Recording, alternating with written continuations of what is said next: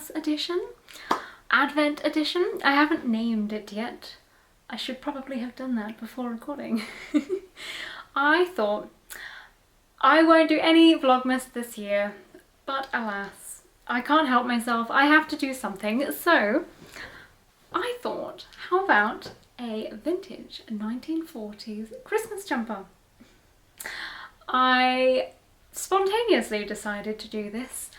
I think I'm excelling now at my procrastination, where I really want to achieve making my jumper that I've talked about in my normal episode. But instead of just sitting down and focusing on this jumper, I'm like, I could cast on some socks.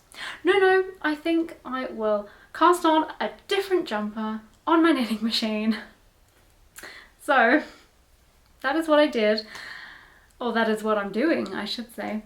And let's see how it goes. I don't have the best record for getting the fit correct on probably my most recent makes, but last year I was doing very well, so let's see if I can channel last year's energy and get a jumper that fits. This is going to be a mix of things. I wanted to use some yarn that I already own. I'll put a clip here. It's this BC garn, semilla Melange, and I bought this for an Easter jumper actually. And then I decided it would be way too warm after making some Christmas mittens with this wool. Then I thought I'll make my parrot jumper. And this parrot jumper has been on my list, my to make list, for so long, but I apparently just do not know how to judge how much wool I need. So I did not have enough wool to make that jumper.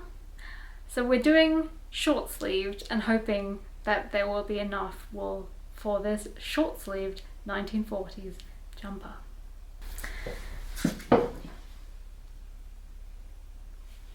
When I was in Sweden when was I? Not April, September, October. When I was in Sweden in October, I went into a charity shop and I found this. I think it's from 1945.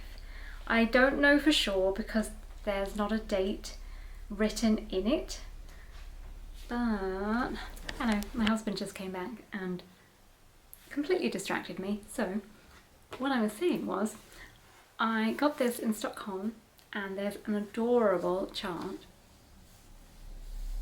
which I love, and I want to put that across here on the jumper. I have to figure out the stitch count. I don't know if I'll fit all of them in. Depends what the wool does, because although it's I want to say fingering weight, it doesn't knit up like one. It knits up closer to DK actually. So I will see what it does on the machine, and don't know if I'll knit that part by hand or if I'll attempt the colour work on the machine again. We'll see. We'll see how I feel at the time. But I shall update. I don't know how well I'll do at filming it, because I kind of get in the zone, and then if I get distracted by putting the camera up, and then sometimes I forget my increases or decreases, or I drop a stitch, and it's not that easy to record and knit. So you'll get what you get, and hopefully I will get a wonderful jumper at the end. Okay, on to the jumper. So I gauge swatched. I'm for some reason finding it really hard to say swatched. I gauge swatched and I decided on tension 9. These are the yarns I decided to use. It's the BC semilla Melange yarn. I originally purchased this to make a parrot jumper, and then I just changed my mind and I was going to make something else. I think the bunny rabbit jumper Sasky, I think it is. And it's just sat in my stash, so I decided it's gonna get used like now. And this is a failed rib that I did. So if I don't have enough yarn, because I only have 4 of these and these are 50-gram balls, if I don't have enough, I will do the ribbing and extra bits in the white. Cast it on. This is the back. The ribbing I will do later, so it's just provisionally cast on. Ooh, focus. And I am binding off, and I will start the shaping. I learnt a new way to do my decreases and also my increases, but I forgot to show you those, where I really need a tripod to put this on, but alas, I will take this stitch and I will move it over to this one, but I can't do it with one hand. Hang on. Yeah, I moved it over, and then after that I use this tool, and then I will move all of them over.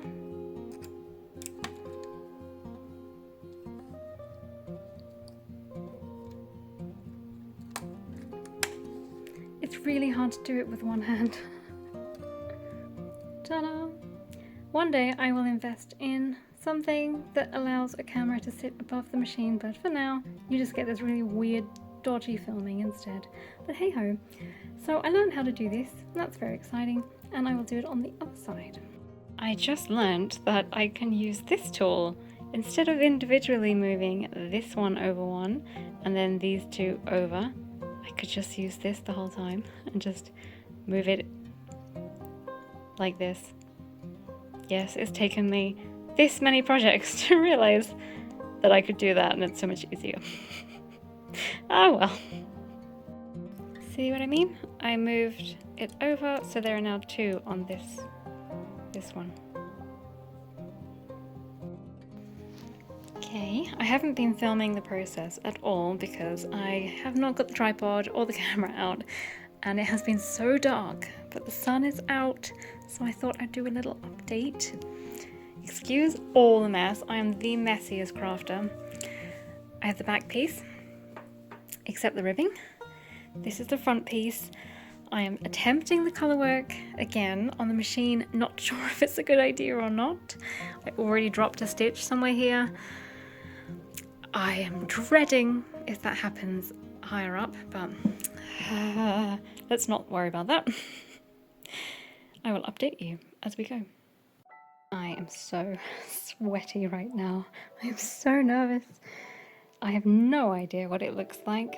I do know that I messed up my chart on the actual graph here, but hopefully I didn't mess it up here. I'm halfway through and I'm very nervous.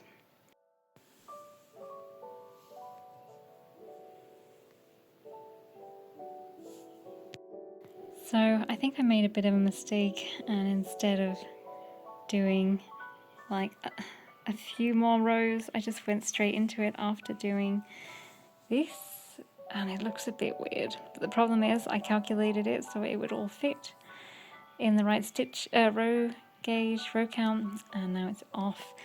But I think I will rip it out and redo it and just add maybe 3 or 4 rows before doing the next shaping.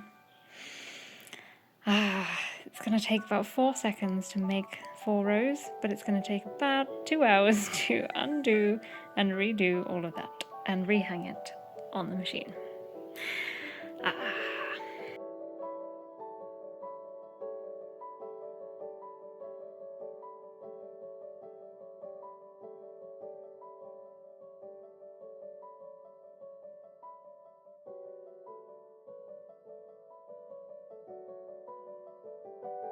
I've been so engrossed in what I'm doing, I've completely forgotten to film anything. So I'm on the sleeve, I'm decreasing, and I've already seamed the jumper with one sleeve, and it seems to look good. So I'm feeling positive. Apparently can't speak anymore. And I will update you on that when I'm finished.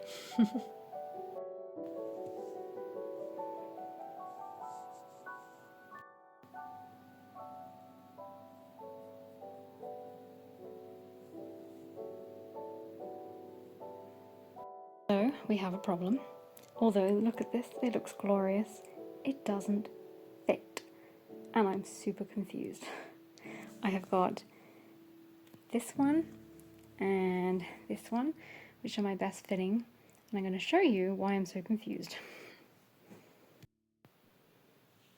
Just over 12 inches. Around about 13-ish inches. This is after the decreases. I could move that in so it's about there. But if we go up higher, it will obviously, it's about 12 inches. And 13 inches. It is the same. And these two fit me really well. This one, when I wear it, comes out really far. Like, if this was my shoulder, comes out over here. And I'm super confused because all the measurements are the same, give or take a little bit, but not massively. Like these are the same. This is the same. This is the same because this is for the full bust and then this is my upper bust. These are all the same. If anything, this is slightly smaller. And yet it comes out massive on me. Like really stretched. And when I sit down, it's so much worse. I probably won't try this on again before I rip it apart. So I can tell you, when I sit, this all bunches up like this. And sits on me like that. Which is really bizarre.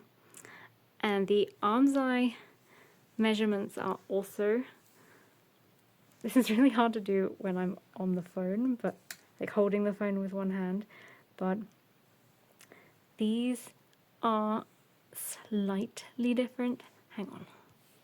This one, for some reason, even though the measurements were for 7 inches, I've managed to get about 8-ish. If you go straight across, maybe 7.5. I don't know, maybe let's go with 8 inches. Don't know how that happened, but it did. And these ones are different, but when I wear this, this is right up in my armpit. So if I made it smaller, that's not going to help this situation. With this, it's already doing that. So that's a bit weird. Yeah, this one's more closer to 7 inches. This one is also around 7 and a bit. And this one, if we hold it, it's around 8. But when I wear this, it's right up in my armpit. So having it smaller, I don't think would be beneficial because it's already right up in there. And I don't think that would help this situation. So I'm absolutely baffled. This is like wider. Like everything is somehow bigger, but all the same size. I'm so confused. The only thing I've noticed that's different, although the measurements I followed 2 different patterns. Both of them gave me the same stitch count for here. But when I look at my notes, and I even look at the size difference here, losing my voice, these are significantly wider. They've been folded up in my wardrobe. These are wider than this by quite a lot. Hang on. This one is just under 10, like 9.5 inches. Same story. And this one is like 7, and then the higher up you go, it gets down to 6, whereas these ones don't get that thin.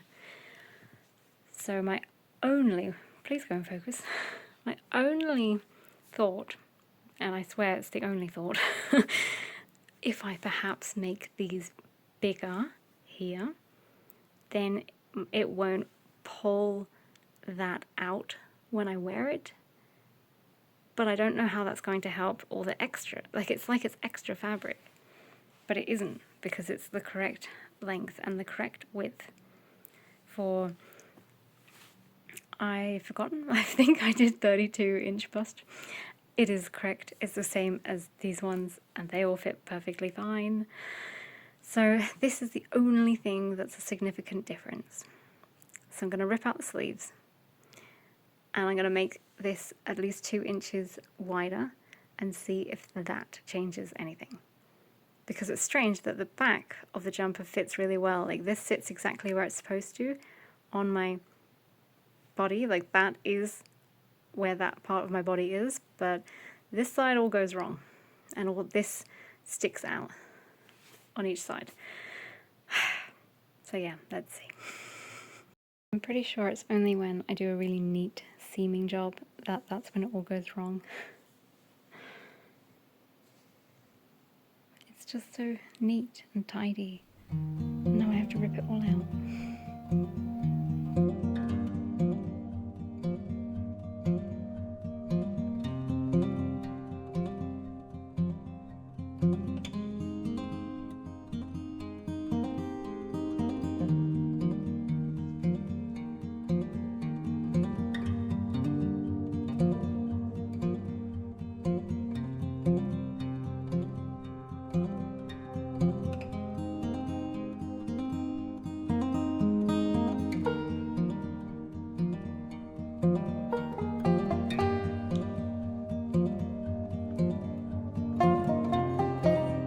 Let's go again.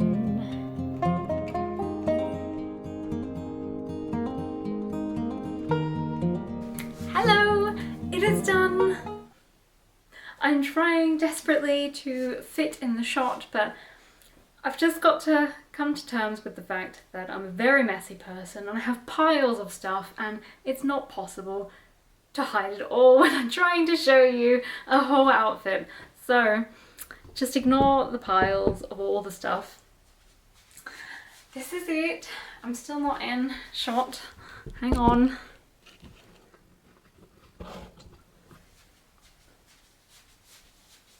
And you still can't see the whole outfit. Excellent. Okay, let's just go with this. Ta-da! I have done it.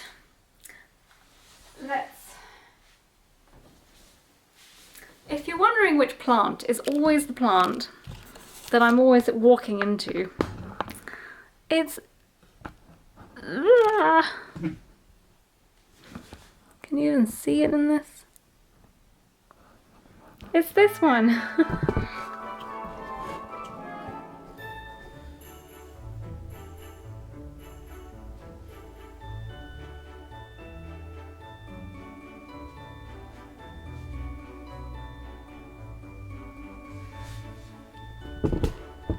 I'm just going to move you all around the room. So, I have mixed feelings. I can't decide if the wool is an excellent choice because it's very sturdy and very warm, and the gauge makes it quite dense. Is that the word I want? Like, it's not very loose. But it does also make it quite bulky. I think I need to adjust you slightly. This section feels very bulky, and it kind of gives me a really weird bust shape, which my husband also pointed out, which isn't great. But it's like they're significantly lower when I wear this, but they're not. They're in the same place, but for somehow this I don't know what it's doing, but it makes them look a bit strange. The biggest issue I'm having is this folding, which you would have seen in my footage. I've improved it, but it's still a thing, and I don't understand.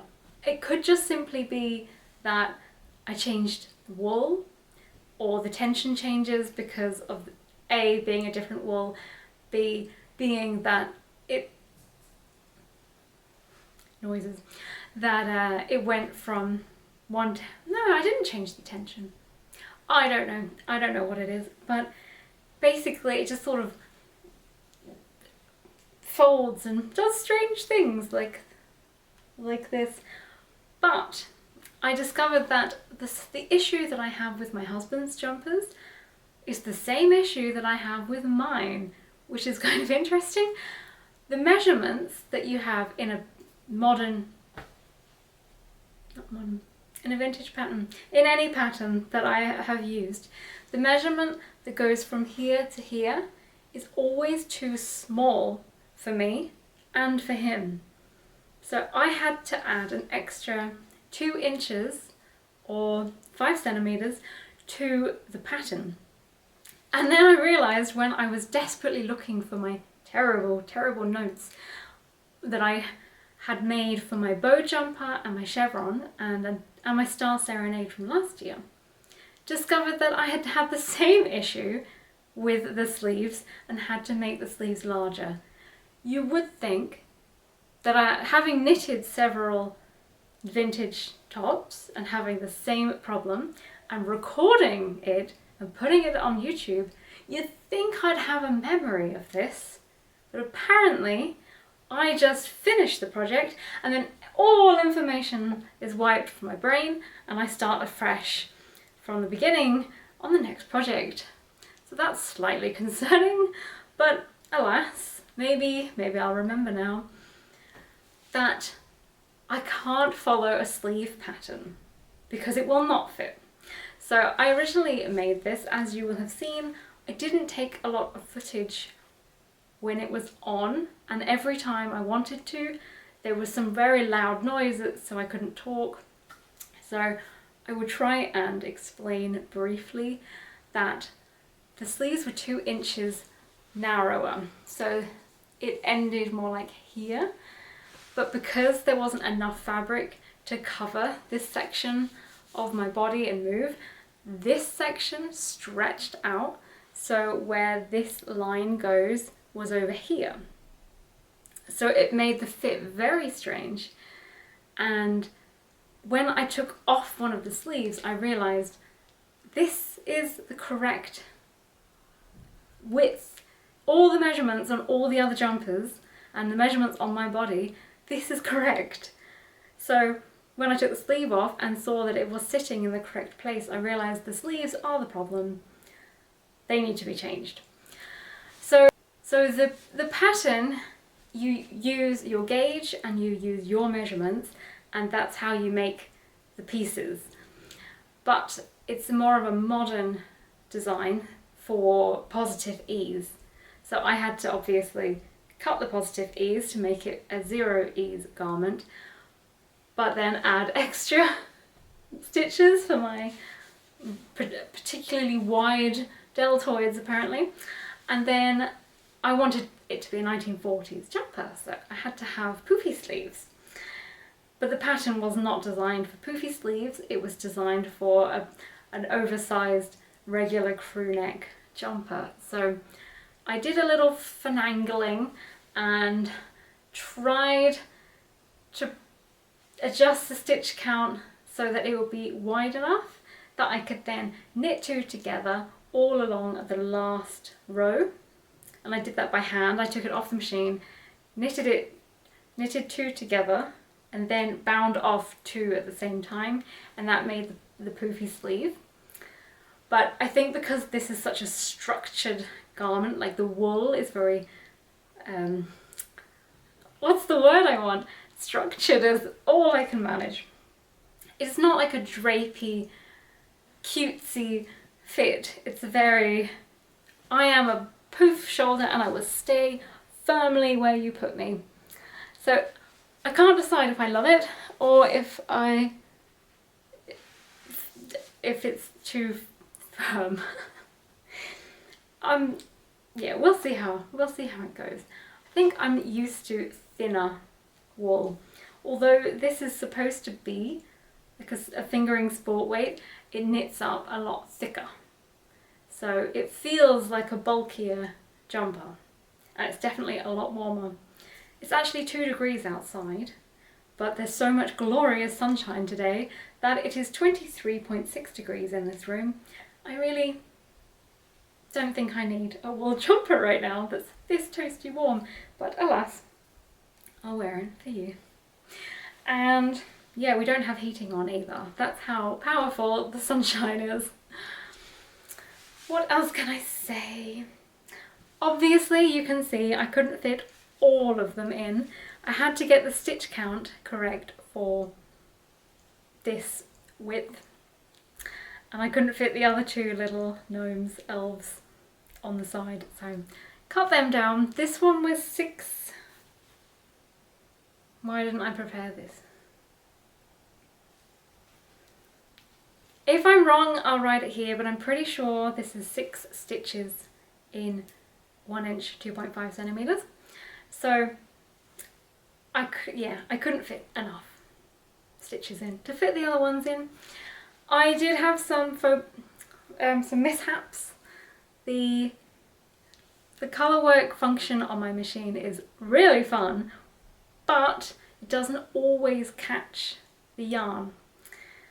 You have to lay the yarn and then it sort of pulls it and tucks it away, and then you do the next yarn and then it will push back the other one, and sometimes it just seems to drop that stitch instead of holding it. It goes, oh, nah, drop that. And then I have to go around duplicate stitching and collecting the stitches. So that's kind of annoying, but at least I didn't have to rip it all out, because I was concerned that I could put the stitches in the wrong place, because as I mentioned in my videos before, you can't see what you're doing because you only see the back of the work, and you can't see if you've made a mistake or if you've dropped any stitches until afterwards. So thankfully they came out correct.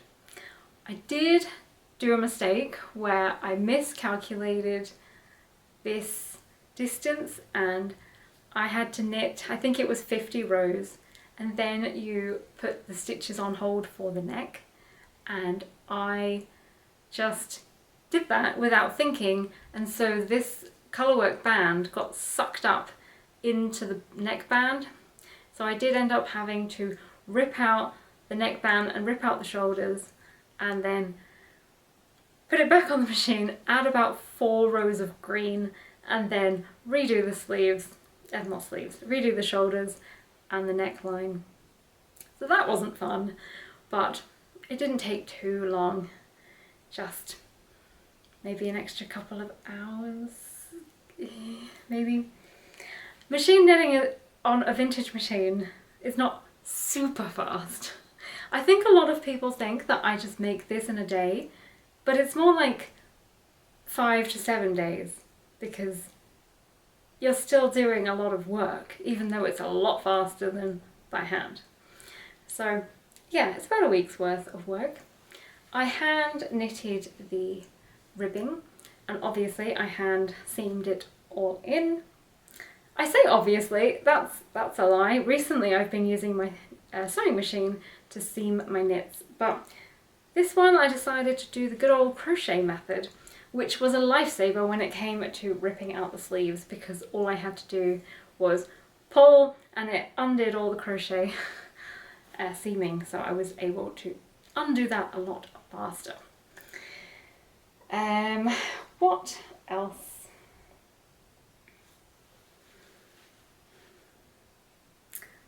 I don't know. I think that's it really. I am happy with it. I kind of expected it to be less bulky, so I'm just getting used to that. I'm wondering if the bulkiness of the wool is the reason for the bulky folding behaviour, but I suppose I'll just wear it and see how it wears, see if it gets softer in washing, see if I just get used to it. Yeah, I think that's it. And I'll just briefly say that the skirt I'm wearing is one I made last vlogmas, and they're all upside down. Let's go this side. I made the skirt last year for my vlogmas, and I love it. It is a big circle skirt and I really enjoy wearing my big poofy petticoat underneath and spinning in circles. It's delightful. And it has pockets. Okay, that is it. That's all I'm going to say. I feel highly unprepared for this outro. I don't know why I'm so thrown. So that's it. That is my 1940s Swedish-inspired jumper. What do you think? Festive enough? And now that I have done this one, I can focus on the hand-knitted jumper that I have been procrastinating from doing. So thank you very much for watching, and I will see you very soon. Bye!